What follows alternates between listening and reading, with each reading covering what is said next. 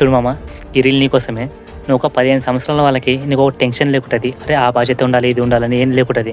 ఒక్కసారి 20 years వచ్చినాక love, friends, breakups, చాలా పార్టీ చేసుకోవాలి, అది చేసుకోవాలి, వాని తిరగాలి, ఈ పిల్లని చూడాలి, ఆ పిల్లని చూడాలి, వానింట వాడాలి, వానితో తిరగాలి, యూత్ గీత్ అని చాలా చేస్తాము మనం.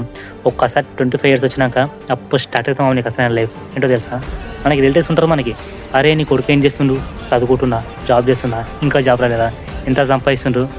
అప్పుడు మనకు అనిపిస్తుంది, అరే ఏంట్రా ఇదంతా చిన్నప్పుడు లేక చాలా బాగుంది అనుకుంటాం. అందుకే ఒకటి గుర్తుపెట్టుకోమమ్మా, నీకు ఎప్పుడైతే టీనేజ్ వస్తుందో అప్పటి నుంచి కష్టపడు మామను.